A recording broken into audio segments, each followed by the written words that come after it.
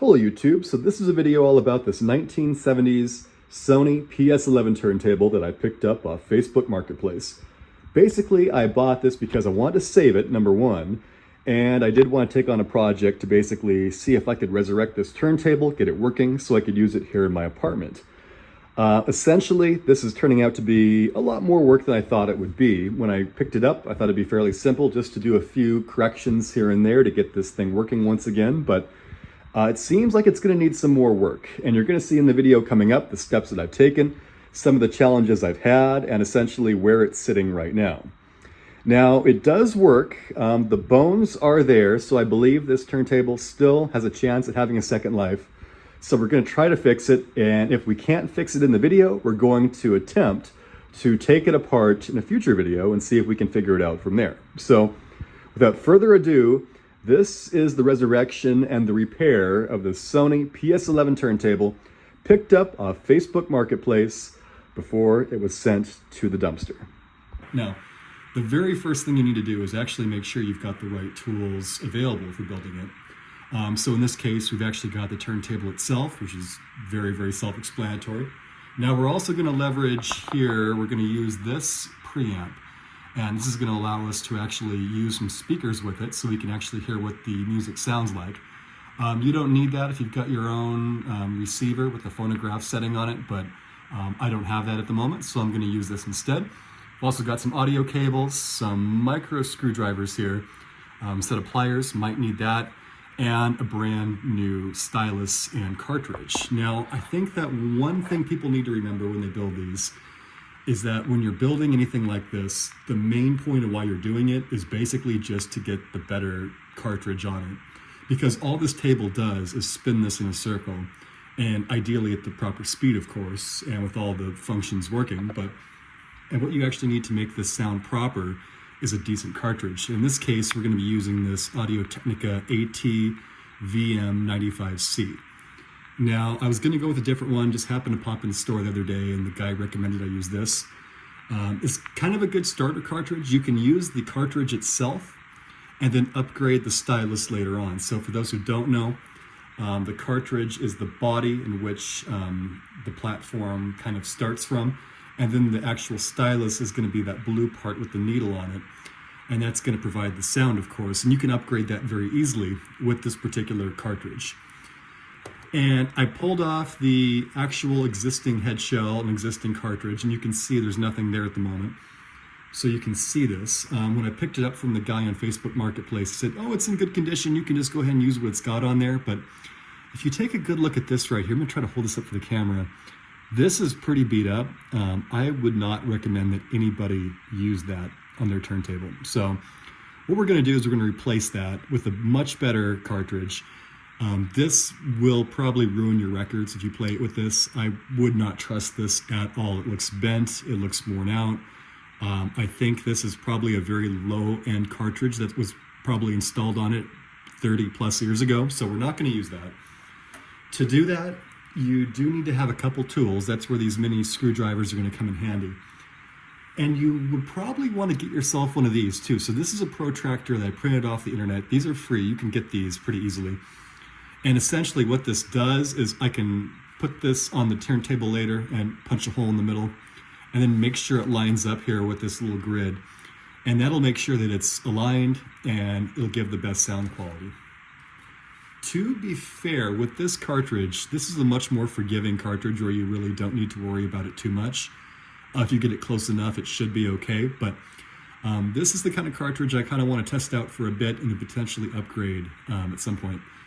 So what I think I'm going to do is try to make sure that I get it right the first time with the alignment, so that way when I pop it on next time, I don't have to go through this process a second time. Because the process you're going to see here is a little bit cumbersome. And I don't want to discourage anybody from doing it. It's not that bad, but we're going to just have to take our time and make sure that we get it right. So right now, we're going to try to get this new cartridge on. And what we're going to have to do is take this right here.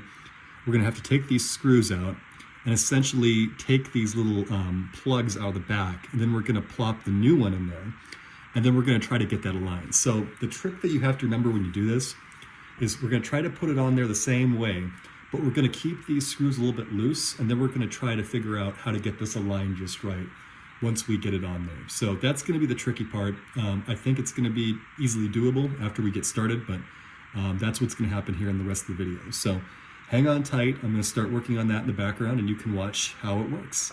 So it looks like this one's going to be the right one that we want to use right here. So we're going to go ahead and loosen these screws and just go ahead and drop this down until it's floating here. Then we can look at what we've got in a bit better shape.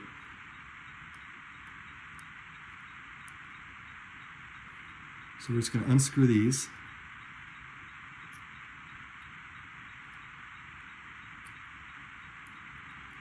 And it looks like this wasn't even on very tight. And you don't want to get this too tight, obviously, but it was a little bit strange that it was that loose. So not sure what happened there exactly.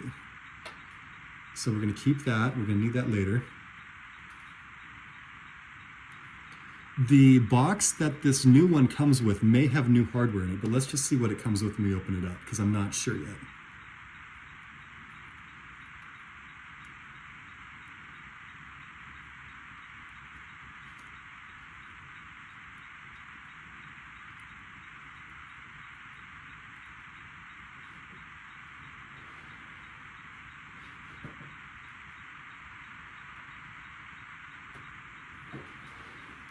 I'm sure I have plenty of space to work with here.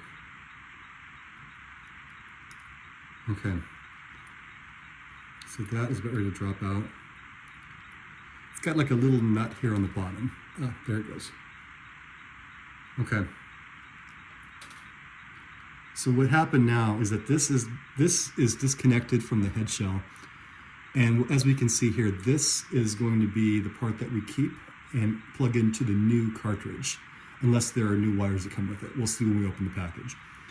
This entire unit right here, the black piece, is the old cartridge, and as I can see, it looks like it's decent quality, but it's just old, and we're not going to trust that with our new records, because we don't want to trust a used needle. I think that saying goes for a lot of things. Okay, so I open up the box. There's the box by itself. It comes with a couple instructions here about how to go through this process, some of the specifications for the unit itself. I do recommend taking a quick stop to read through that if you're building this yourself, since it's going to give you some insight about what to do. And with the new hardware they provide, I think I'm just going to use that, just because it's going to be a little bit more snug and be a little bit more safe, making sure that I don't cause any thing to break, obviously.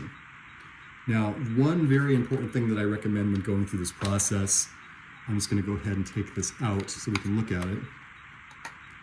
Here's the unit itself. Let's go ahead and leave that cover on. See, it's got that clear cover, making sure it's protected.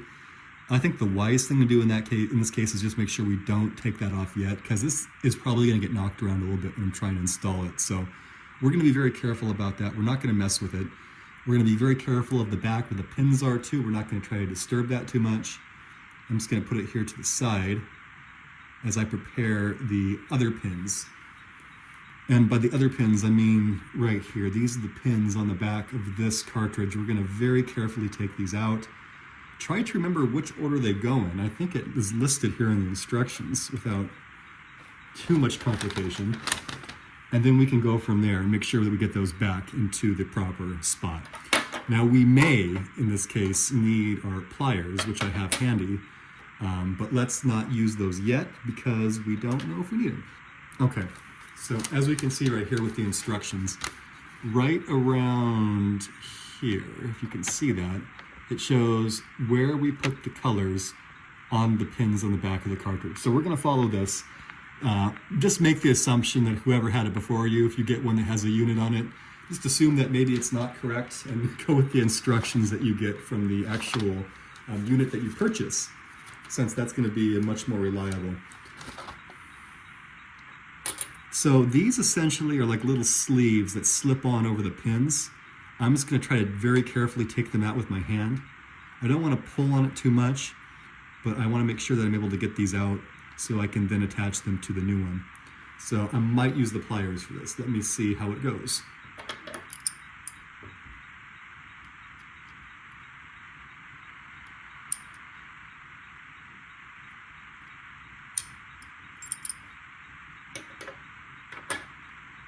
I find that the longer these are on, the more they tend to get a little bit stuck. So let's just try to be very careful about that. Ideally, you'd probably want to use a pair of needle nose pliers. I don't have that readily available, so I'm going to make this work. And I think in this case, I want to make sure these are all kind of spread apart so I don't get confused later when I'm trying to put them together on the new one. So we're going to move white a little bit more over here since it's on the side. I'm going to flip this blue and this red around because blue is on top. Okay, like so. Okay, so as you can see there, it's a little bit easier to then get this into the new cartridge. So we're going to take this and just kind of picture it's going to sit like that when it goes together. So we're going to take our white and I'm going to try to move it to a point where it's not in the way of the others. Like so. And I'm going to carefully slide that sleeve onto the back of this pin. It might be difficult to show it, but this is what I'm doing in the background. And I think it goes without saying that if you happen to damage any of these wires in the process, it becomes a much bigger task getting this thing put together. And it's not the end of the world because you can buy another head shell like this fairly cheap. These aren't that expensive, but still, I don't really have any other ones sitting around the house, so I'd rather not do that. In this case, I'd rather make this one work. So let me just go ahead and try to get this to slide. And as you can see, we're going to go exactly like that. And that is how it's done, like that. We want to get it on a little bit more, but that's exactly the process we're going to follow. I'm just going to go ahead and tack that down now that I've got it. Potentially a little bit of a fingernail would help too, just to kind of slide it on. Yep, there it goes. Perfect. Yeah, just like that. So now we have followed the instruction of moving white to the top left. Okay, next one's going to be red, which is going to be the top right. So we're going to do the same exact process. It's a little more difficult now that we've already put one on, not going to lie, but it's still easily doable. Just go ahead and curl the wire around and do the same exact thing that we just did. My personal preference is not to use the pliers too much when we're doing this because that just increases the risk that we're going to break something.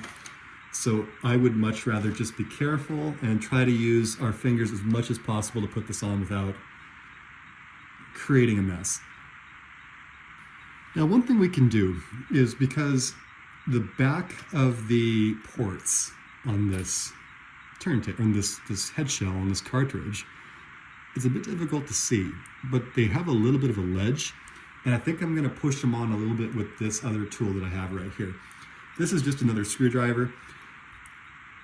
Honestly, we don't have to go through this step, but as you can see, that one, for example, white, the first one I put on is, let me see here.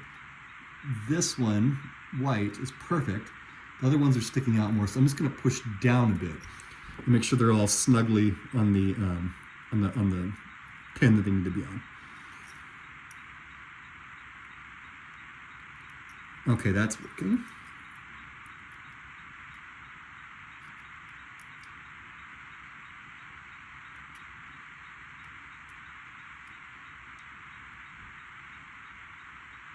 Yep, that is exactly what we need to do. That's the ticket. As you can see, this is actually working perfectly just to stick these on a little bit more snugly, which is exactly what we need to do. Yep. Perfect. Okay. That's what we want right there. I want to point out, I'm not sure the camera can pick this up, but on the back of this, you can see the back of the pin right there from the actual pin of the cartridge. Once we hit that, we're basically good. We don't need to go any further than that. So once you reach that point, just go ahead and stop. Okay, now one thing we probably should touch on, which some folks may not realize, hopefully everybody does, we don't want to do any sort of soldering or anything like that with this setup right here. These literally are just sleeves that slide on. Yes, they are more stubborn than they probably could be or should be at times, but don't try to use any sort of heat to melt these on. They will slide on and off.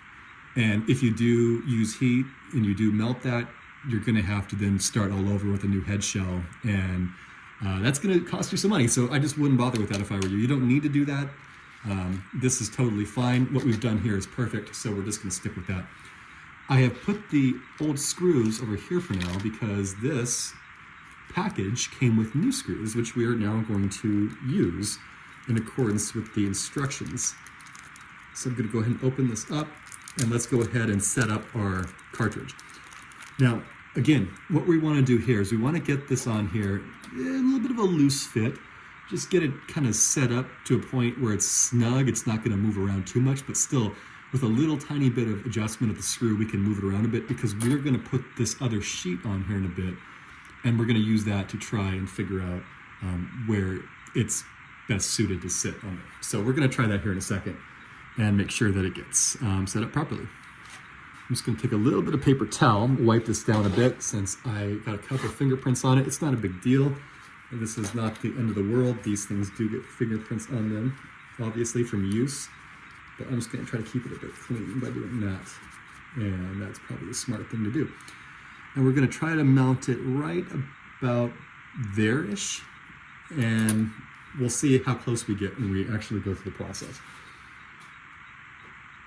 Now, one thing to keep in mind is if we actually took this and mounted the screws on first, getting these on would be a huge pain in the butt. I don't think we should do that. The instructions say to do it opposite. I recommend just go ahead and putting those on first, letting this kind of flop around a bit. And we're doing it carefully, we're not being careless. And then we're just gonna stick our screws on next to make sure that we don't get it to a point where we can't come back and move it around easily. Because it's just not a very simple thing to do more than we need to. Okay, now we've got it like that. It's connected, and we need to then add these screws to make sure that it stays snug to the top of this head shell. Just snug enough, not tightened down, but just snug enough that we can make sure that we can still make some fine adjustment later with the protractor. But what we're going to do is we're going to use the screws provided. And the old screws actually had nuts with them that allowed us to kind of fasten it from the bottom. This didn't come with that. I don't think that we are going to need that with this particular cartridge. But we are going to need the smaller size screw because it's going to be a little bit thinner head shell. And we're going to need these little tiny washers. And we want to be careful not lose these. They actually came kind of attached to these other screws. They're extremely small, but I'm just going to put it right here. Try not to misplace it on this clear table. And I'm going to go ahead and grab this guy and stick it right on there like that. Like so. And now I'm going to very carefully just kind of try to find a thread for the cartridge. Again, we're not going to get this perfect on the first try. We are just going to try to tack it down so we then can work with it after we move it onto the turntable.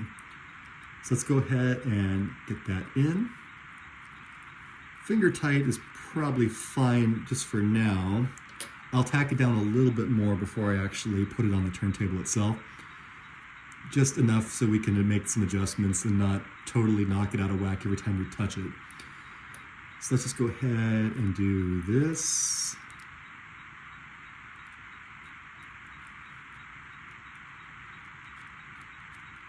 Okay, so now picture this. That does not look anywhere close to aligned, so we're just going to go ahead and move it with our hands straight for now. Nice and straight, kind of towards the end of it. And we'll tack it down like that for now, and then we'll make our adjustment after we do that. Based on what I've heard, as long as you get this mainly straight on, that's probably 90% of the way there. So let's just kind of get that close, and then we'll take it from there after we get started. So I'm just going to tack it down. I'm just going to keep it a little bit loose for the time being. And it's not quite there. So we're just going to go ahead and loosen. We can loosen this and move this as we go. And actually, this is the real benefit of this type of setup where we have the removable head shell, is we can kind of adjust this a lot without this being on the turntable, because it just creates more of a headache when we try to do that. So we're just going to kind of do it here like this. See, it's kind of aiming a little bit right and up. So I'm just going to go ahead and loosen these a tad. Not a lot, just a tad. Now it's mobile again. And I'm going to straighten it out like that, as you can see.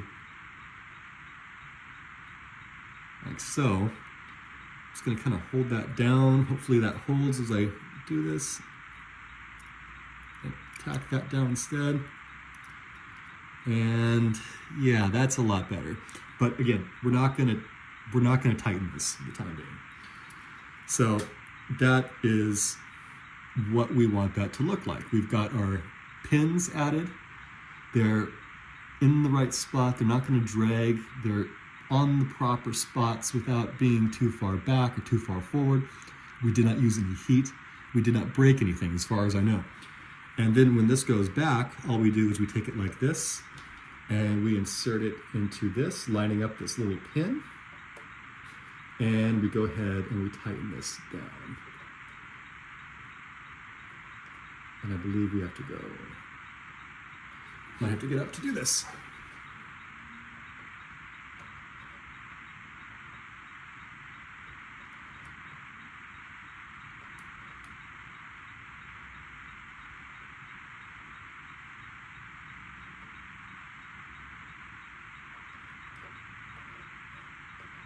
Okay.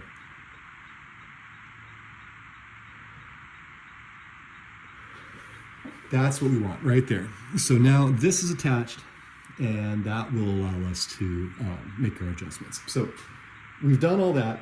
What we need to do now is essentially make the final adjustment based on where this aligns on the table itself. So this instruction booklet tells us that essentially we can make these adjustments with a protractor. They don't provide a protractor, so I printed one off. Again, you can get one of these for free if you so wish and are so inclined to do so. What we need to do, and one thing I'm going to point out right off the bat, is that this does not look exactly right. And there's a reason for this. So if you print this to fit your page, it's going to put the strobe marks and move everything to a much smaller scale. And the second that you make it at that scale, it no longer functions as a protractor because it's not exact anymore. So what we need to do is essentially print it at full size. And this is full size right here, where everything is in the right spot. I don't need the strobe marks. You would want that if you had a turntable that didn't have any strobe marks. This one does, so we don't even need that. What we really need is this guy right here, because that's going to help us align that cartridge when we start getting it set up. And that's where we're going to punch through, I believe, right here at this center mark. So let's go ahead and measure this, make sure it's proper. They provided a couple of lines here to test it. See, it shows here. This is exactly 144 millimeters. This should be exactly 144 millimeters too. I'm going to grab a measuring stick and just make sure this is correct. I'm going to use this giant artistic measuring stick right here, since it just happens to be handy. It's what's in my apartment. We have got, let's see here. Yep, that is correct. So if you can see right here, and I don't think that you can, so I'm going to move the camera just a tick. We're measuring this line right here. And it tells you right here, this line should be exactly 144 millimeters, which in this case, this measures because 10 millimeters go into a centimeter. And we're measuring essentially 14 centimeters, so this is correct. And now we know that we've done this properly. We did not screw this up when we printed this thing out. And if you do screw this up, do not feel bad. I've done that before trying to get this printed off. It's not always easy to get this printed the first time you do it, so feel free to do it a couple times, make sure you get it. As long as you measure it and it comes out properly, then you know that you've done it. So essentially what we need to do now is get this onto the middle of this without creating too much of a mess. The trick is going to be doing this exactly as possible, since it's going to be a little tricky. A lot of people find they puncture this ever so slightly, the center mark, this black mark, and then they can use that to then stick through that center spindle. We're going to try to do that and see if it works. So I'm going to attempt to do that now and see if I can get it. And as I'm doing this, I can kind of see the spindle popping through a little bit. Yeah, like that. Okay. So, and it's pretty much dead on. So we're going to go ahead and just flatten that out as much as possible. Pretty good. And now we're going to have to make a couple fine adjustments as we go through this process. So I'm just going to go ahead and move our arm out. And I have the stylus cover on, so I can go ahead and make some of the movements here without causing any issues. We do want to test this without having the stylus protector on, because that's really going to give us the best indication of how this looks. One thing to keep in mind, this is our starting point C right here. So imagine that the needle itself would be touching the center point of C, and then without moving this paper too much, I'm going to flatten it a little bit, we're going to want to have it aligned here. And when we align this, we're going to want to have that cartridge exactly in the center of these lines, where essentially the needle's in the center, and then the body itself, the square-ish body, then is also aligned with those lines and doesn't look like it's way off kilter. So I'm going to try to do that with the camera on.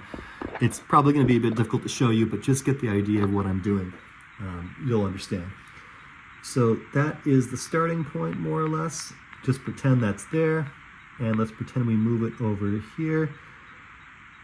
And it looks, from my eyes right now, again, with the stylus protector on, that it is correct. But we need to now take this off and actually verify that for ourselves, since this is very difficult to see without it. So I'm going to go ahead and take this off, and this is going to make us have to be a bit more careful about how we do it. So now it is free and free-flowing, so let's not bump it in anything as much as possible. I'm just going to go ahead and hold this down a little bit.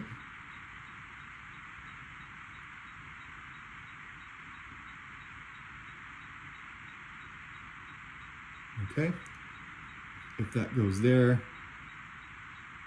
Oh. I would say we got that pretty darn correct for our first attempt.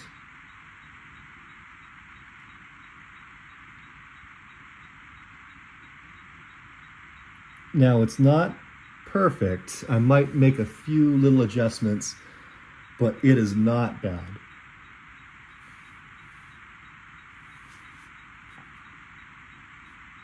Now, I want to look at the back, I want to look at the front.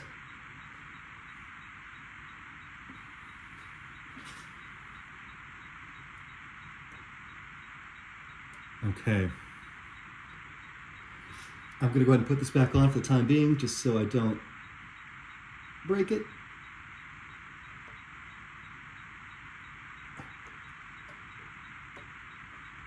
And you're going to want to do that for another reason here in a second, which I'll explain. But in the meantime, let me just make sure everything's still good. And if that is the case, then I think we're going to tack that down and call it good.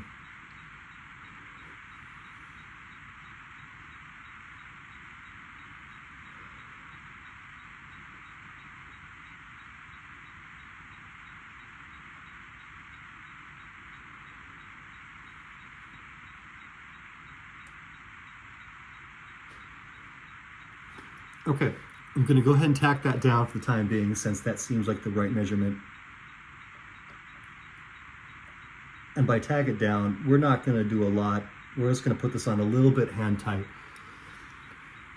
since doing much more than that would be honestly not that smart, and it would probably break part of the hardware. So let's just be careful about that. Just very gently, hand tight is totally fine. And now we are going to go to the next step, which is balancing this tone arm. So I'm just going to move this out of the way temporarily while we do that. This is the part of the process that a lot of beginners don't really understand, and they're not comfortable with it. And this is why a lot of people buy new turntables that don't actually have a counterweight on the back, or it's already preset by the factory. I purchased this because I actually wanted to do it myself. I like to have the option of kind of getting it the way I want it set up, since I don't like it being from the factory a certain way without having any say in how it's measured. So we are now going to have to figure out where the point is where this just kind of floats in the air. So essentially, we're going to turn that screw on the back until this thing is basically just in a totally neutral position where it's straight on towards us at an exactly flat level of angle. And then we're going to make our adjustment of how much weight we're going to put on at that point, because that's going to be the point of zero. And we want to look at our instructions for our cartridge before we do anything, because that's going to tell us the specs of what we should actually set this to.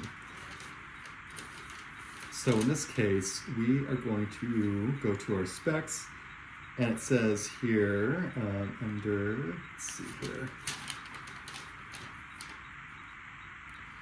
tracking force is 1.8 grams to 2.2 grams with a 2.0 gram standard. So that's written right here under specs. Any sort of instruction sheet that you get for these is going to provide that. The saying that I've heard is that essentially the lower number is the number that the company puts on there as sort of a marketing thing, make it look attractive to somebody who thinks that having less tracking force is better. Whereas the upper number is what the engineers who build it say is actually the preferred number. So I aim to have it anywhere in the middle point to the upper side of that, just because I think it's a little bit safer at that point. Having it be too low is actually worse for the records in terms of wear. So if we aim for a little bit higher, or just kind of in that 75% range of what they recommend, we're probably in better shape. So in this case, it says that, let me see here, go back to it. Tracking force is recommended 1.8 to 2.2 grams. 1.8 is going to be probably the minimum of what you can do. 2.0 is the standard, and 2.2 is the max. Let's aim for 2.0 to 2.1. If we get it around 2.1, then I think we call that a day and call it good. So here is how we do that. So if we're going to have this kind of free floating, and as you can see, this drops down with the arm not being in the cued position. And we're going to move this weight on the back just enough until this starts floating. And I'm going to explain what that is here in a second, but let me go ahead and do that. Oh, one thing we need to do before we do that is make sure we take this protector off. That means we have to be a lot more careful when we do this, but it's not going to work if we don't do that. So let's just kind of float this around. Oh, now you see it's too heavy and it's sticking straight up. So now we're going to find the point of when it starts to come down. So just kind of play around with it a little bit. Not yet. Not yet. Oh, right around there. Right around there. Okay. What's happening right here? Well, this is floating, though it's angled down towards me a little bit more than it should. So it's not exact yet. So let me just go ahead and dial that back just a tick. Okay.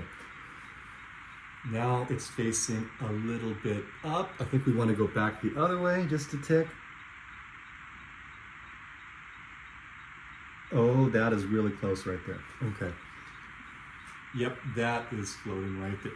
So that essentially is the point of zero.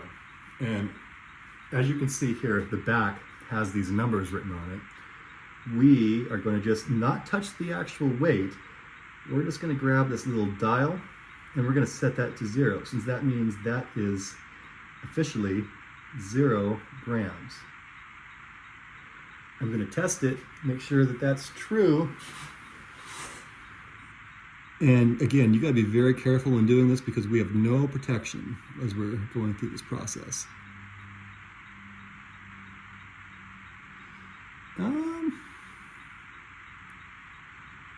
I think it's a little bit heavy. Yeah, it's floating, but you probably want to go a little bit less. So let's just go ahead and dial that back just a tad.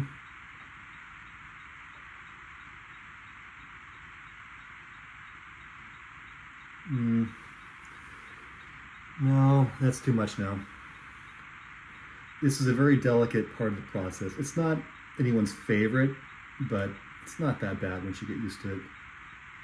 Okay, that's actually pretty close to what I had before.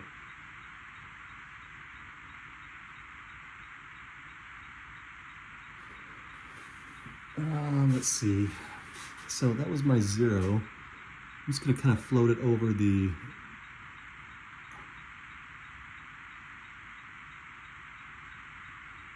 Okay. As you can see right here, we're floating right over the platter mat. It's not moving. That, I think we're pretty much good at that point. So we're going to call that 0.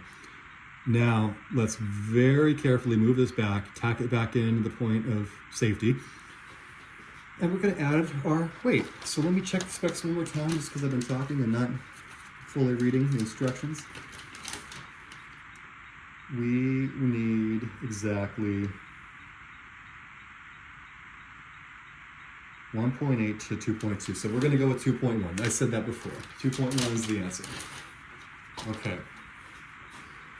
We are going to set this to 2.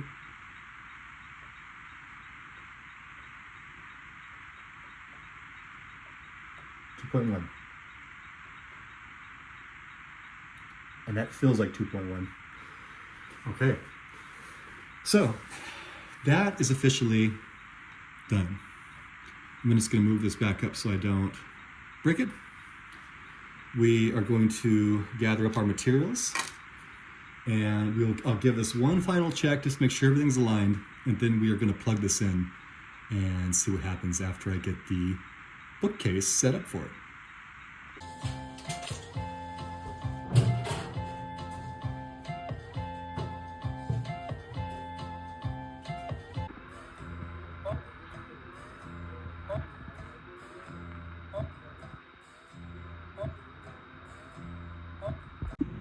So this is video 2. Obviously the turntable is not functioning properly. Dealing with skipping issues, trying to put the needle down essentially. It seems to skip over and over again, and there's really no way of getting around that. It doesn't really matter what you set the tracking force to or the anti-skating. I've played around with all that. It just isn't functioning properly. So the only thing to do is try to troubleshoot based on what we can actually fix. So step 1 is going to be see if we can reset this gear that's inside for the auto return, which seemed to be giving some trouble when I first picked this up. It was kind of acting a bit weird. Let's try that first. I suspect it might be a bit more serious, but let's see what happens if we do that. So stand by. I'm going to pull off the top of this turntable platter itself. I'm going to take the mat off, take the platter off, and we'll get down to the gear. So give me 1 second and I'll be back. Okay, so this is what it looks like underneath after you remove the turntable platter with the platter mat, of course. You get this gear down here, which actually controls the auto return.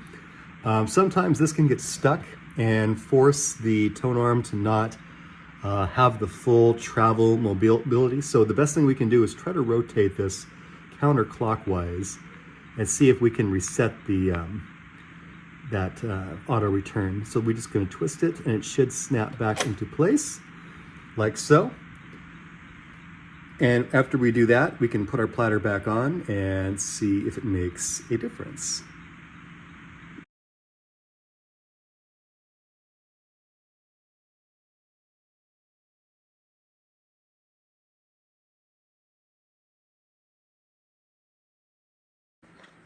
Okay, so we discovered another problem with this turntable, and that might be more serious than originally thought. The speed is very, very messed up. So we're looking at that top row right there for the 33 RPM speed. And as you can see, it is steady right now, but all over the map at other times, and that's not going to be easily fixable. From what I understand, it's going to involve cleaning some of the electronics, potentially repairing the electronics. I messed around with all the speed controls. I messed around from the bottom trying to figure out if I could adjust the tremor that's on the bottom of the turntable. It's not easy to get to, and adjusting it doesn't seem to do anything at all. And even if you do adjust it, it's still, again, all over the map, where sometimes it's fast, sometimes it's slow, sometimes it is steady, but basically it's all over the map and you can't get this thing to be accurate in terms of the speed. So that might be the final nail in the coffin for this particular turntable in terms of what I can do with it.